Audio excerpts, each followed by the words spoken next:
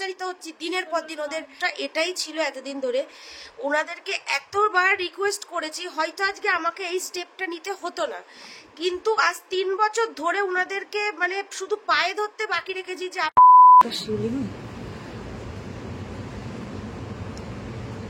নাও নাও তাড়াতাড়ি মালা পরাও। একটা মালাও পরাতে পারো না ঠাকুরকে তুমি, কি যে পারো জীবনে।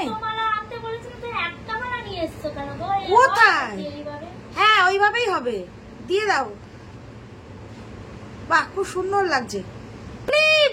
ময়দানের তলায় উঁচু কর, ওকে চ্যাংদোলা কর, ওদের পড়াতে পারছে না। হয়ে গেছে ওর হয়ে গেছে। সুপ্রভাত আমার পরিবারের সকল সদস্যদেরকে। তোমরা সবাই কেমন আছো? আশা করছি ভালো আছো আর সুস্থ আছো। আর এই যে সকালটা শুরু হয়েছে আজকে কিভাবে, তোমরা তো দেখতেই পাচ্ছ। আর আজকে একটু তাড়াহুড়োই করছি, ঠাকুরকে সেবা দেওয়া হবে, সেবা দেওয়া হচ্ছে। আজকে বাড়িতে কিছু মানুষের আসার কথা আছে, আর কি জন্য আসার কথা আছে সেটা তোমাদের এর পরেই বলছি, একটু ওয়েট করো।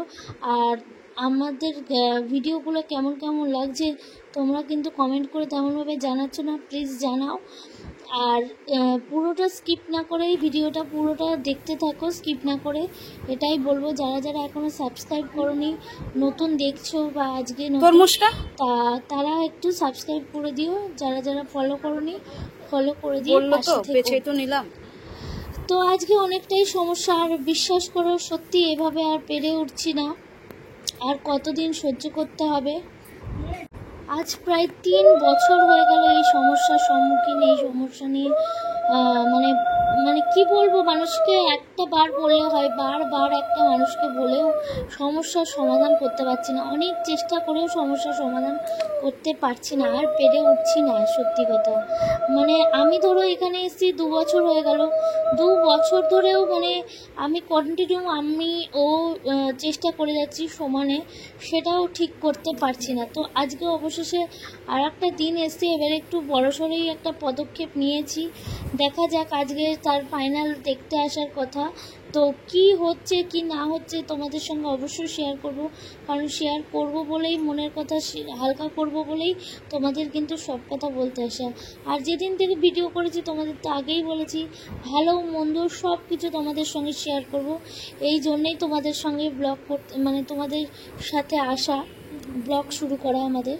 তো এই যে আমার পুজো আশ্রা দেওয়া হয়ে গেছে, এবার চলো মেন ব্যাপারটাই বোঝাই। তো আমি স্নান টান করতে গেছিলাম, স্নান টান করে এসে দেখছি ওনারা চলে এসেছিল। এবার তোমাদের প্রশ্ন হচ্ছে এনারা কে? আমরা অ্যাকচুয়ালি যেখানে থাকি আমাদের ঘরের নিচেই হচ্ছে একটা শপিং মল আছে, এনারা সেই শপিং মলেই কর্মরত। তাই এনারা এসেছিলো। তোমাদের তো এর আগেও দেখিয়েছি, কোনো না কোনো একটা ব্লগে হয়তো দেখিয়েছি যে আমাদের যে নিচে যেই শপিং মলটা আছে, শপিং মলের পিছন দিকে যেই এসির লাইনগুলো আছে, সেই লাইনগুলো দিয়ে প্রচণ্ড গরম হাওয়া উপরে আসে, যার জন্য পুরো সকালবেলাটা বলো বা সন্ধেবেলায় যে একটু বারান্দায় বসবো কিছুই করে ওঠা হয় না, সারাক্ষণ দরজা দিয়ে দিয়ে থাকতে হয়। ওনাদের অনেক কবার বলা হয়েছিল, তবু ওনারা শোনেননি। প্রচুরবার নিচে গিয়ে ওনাদের বলা হয়েছিল প্লিজ আপনারা একটা ব্যবস্থা করুন, তবুও বলা হয়, মানে ওনারা কোনো ব্যবস্থা করেনি। গত বছর ঠিক এই কারণের জন্য, যেহেতু আমার বাবা যে ঘরে থাকে, আমাদের যাওয়া বারান্দা আছে, আমার বাবার ঘরের বারান্দাটা নেই, ডাইরেক্ট সেই গরম হাওয়াটা বাবার ঘরে ঢোকে, যার জন্য বাবা অসুস্থ হয়ে পড়েছিল। সে বছর আমাদের ওই ঘরে এসি লাগানো ছিল না। তো সেই বছর কোনোভাবেই একটা এসি যেটা আমার বাড়িতে ছিল সেই এসিটা লাগিয়ে আপাতত একটা ব্যবস্থা করা হয়েছিল। এবছর তো তোমরা দেখতেই পেলে একটা নতুন এসি নিয়েছি আমরা। এই কারণে এবার সব সময় তো এসি চালিয়ে থাকা যায় না।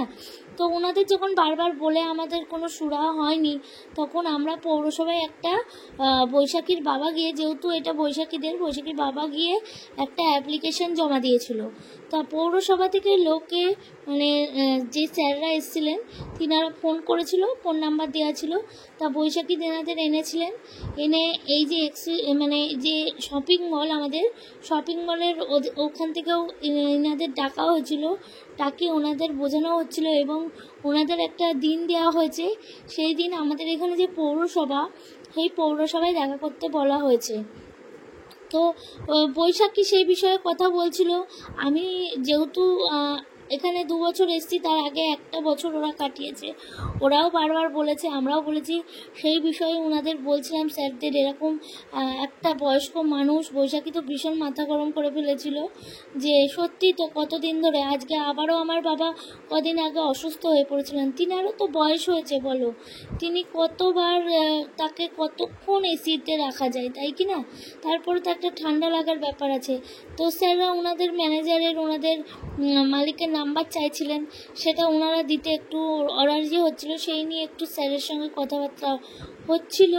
তো স্যার বলল যে মানে স্যাররাও তো এসে দেখলেন যে কি পরিমাণ হিট, এবং আমাদের ঘরে যারা যারা এসছো তারা দেখে গেছো প্রচণ্ডই হিট আমাদের ঘরে। মানে যে বারান্দাটা, সেই বারান্দাটা রাত্রি 9টা সাড়ে 9টা অবধি শপিং মল খোলা থাকে, রাত্রি 9টা সাড়ে 9টা অবধি ওই বারান্দাটা খুলে দাঁড়ানো যায় না, দরজাটা খুলে, এতটাই হিট। এবং মেঝেটা পুরো সানটা তেতে থাকে, মানে একটা ছাদে যেমনি রোদ উঠলে যেরকম হিট থাকে মেঝেটা, সেরকম মেঝেটা আমাদের হিট থাকে রাত 9টা অবধি। তো দেখা যাক কি হয় পরিস্থিতি। তা বৈশাখী ওনাদের একটু বলল যে আপনারা প্লিজ একটু দেখবেন খুব তাড়াতাড়ি যাতে এটা সমস্যার সমাধান করা যায়। তো সেই বিষয়ে আবার পৌরসভা থেকে দেখে পাঠাবেন দু তরফকে, এটা বারবার বলেছেন, এবং ওনারা একটা প্রতিশ্রুতি জোর গলাতেই দিয়ে গেছেন যে না, একটা ব্যবস্থা করতেই হবে। কারণ ওনারাও দেখে গেলেন যে কি পরিমাণ হিট, কারণ ওখানে দাঁড়িয়ে যে একটা কথা বলবে একটা মানুষকে, সেইটুকুনি পর্যন্ত বলতে পারছিলেন না। মানে ওনারা নিজেরাও শপিং মলে যে দাদারা এসছে তারা এসেও দেখে গেছে যে ওখানে দাঁড়িয়ে একটা মানুষ কথা বলতে পারে না বা দাঁড়ানো যায় না। আমাদের কিসের সমস্যা, কি বৃত্তান্ত, কোন বিপদের সম্মুখীনে আছি, কেন সহ্য করতে পারছি না, তোমরা তো এটাই ভাবলে যে কি আবার হয়ে গেল। হয়তো তো সমস্যা এটাই ছিল এতদিন ধরে, ওনাদেরকে এতবার রিকোয়েস্ট করেছি, হয়তো আজকে আমাকে এই স্টেপটা নিতে হতো না, কিন্তু আজ 3 বছর ধরে ওনাদেরকে মানে শুধু পায়ে ধরতে বাকি রেখেছি যে আপনারা অ্যাজ সুন অ্যাজ পসিবল কিছু একটা ব্যবস্থা করুন, অন্তত নাই ছাদে ওঠা, নাহলে পাইপলাইন আলাদা করুন। ওনারা হ্যাঁ দেখছি, দেখবো।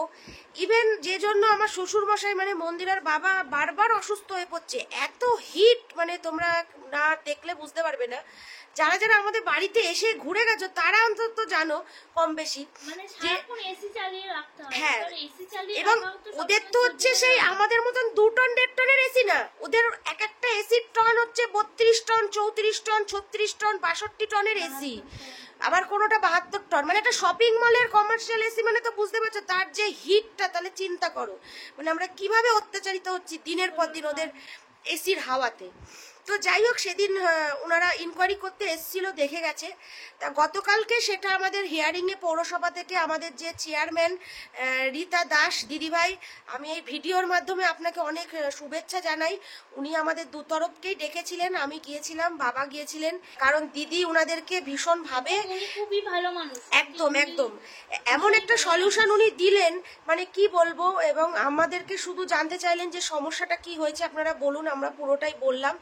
এবং আমাদের শপিং মলের যে কর্তৃপক্ষরা ছিলেন ওনাদেরও ডেকেছিল, যেহেতু দু তরফের হিয়ারিং আজকে ছিল।